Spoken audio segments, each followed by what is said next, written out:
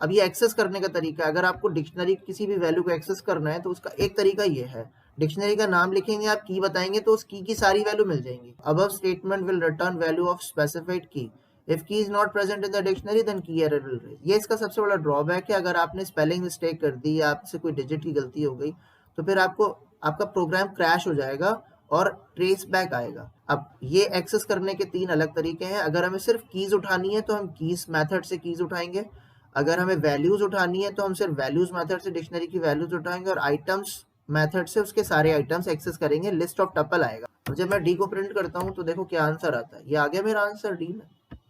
अब अगर मैं लिखता हूं D dot keys, keys S सब में लगा हुआ है, तो देखो क्या आंसर आया, अंदर चेक करो, डी अंडरस्कोर कीज के अंदर लिस्ट में आंसर आ रहा है हमारा, सारी कीज आ गई होंगी। इसी तरह डी डॉट वैल्यूज लिखेंगे तो सारी वैल्यूज आ जाएंगी हमारी, ये देखो सारी वैल्यूज आ गई। और अगर हम डी डॉट आइटम्स लिखेंगे तो हमारे पास लिस्ट में टपल इस तरीके से आएगा, लिस्ट ऑफ टपल आएगा। अगर हमें सिर्फ कीज उठानी होगी तो हम फॉर लूप लगा के कीज उठा लेंगे। कैसे एक्सेस करते हैं, फॉर आई इन, आई का मतलब अगर हम लिखने क्या जा रहे हैं डी, तो देखो क्या उठेगा, अगर मैं आई लिखता हूं तो क्या प्रिंट होगा।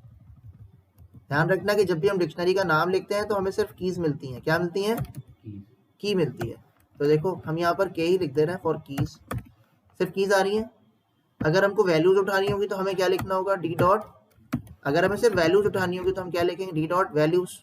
तो यहाँ के में कीज नहीं आएंगी, अब क्या आएंगी, वैल्यूज। हमने आपको बताया था कि हम इस तरह से भी वैल्यू उठा सकते हैं, अगर हम डिक्शनरी का नाम और की लिखेंगे तो वैल्यू भी मिल जाती है। तो नॉर्मली आप चाहे डी डॉट कीज लिखो या सिर्फ डी लिखो, बात एक ही रहेगी, आपको सिर्फ कीज आएंगी।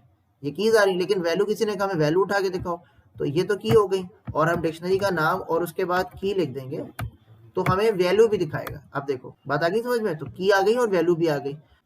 दूसरा तरीका एक्सेस करने का है की का।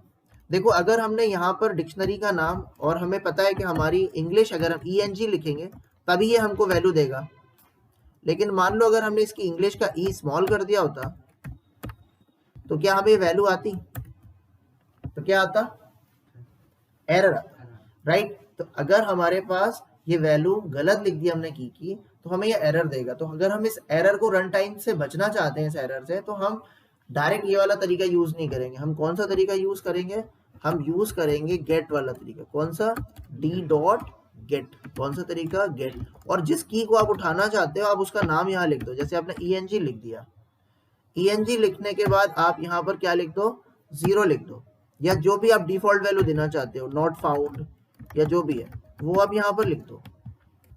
तो देखो क्या आएगा, अब एरर आ रही है क्या, तो पिछला वाला आपको की एरर दे रहा था लेकिन इसने आपको नॉट फाउंड दिया। अच्छा जरूरी नहीं कि आप इसे नॉट फाउंड दो, आप यहाँ 0 भी दे सकते हो, तो ये 0 रिटर्न कर देगा। हाँ, तो इसका हम बहुत यूज करेंगे, इसका बहुत ज्यादा यूज होता है। जो चीज आप चाहते हो कि अगर ये चीज ना मिले तो आप क्या करना चाहते हो, वो चीज आप यहाँ पर पास कर दो, वो चीज उस हिसाब से रिटर्न हो जाएगी। अगर आपने इसे नहीं लिखा तो ये नन रिटर्न करेगा, रिटर्न करेगा लेकिन नन रिटर्न करेगा, अल्टीमेटली एरर थ्रो नहीं करेगा। क्या करेगा, एरर थ्रो नहीं करेगा, ध्यान रखना। मतलब अगर आपने कहा कि सर मैं तो कुछ नहीं लिख रहा हूं तो क्या एरर आ जाएगी, नहीं।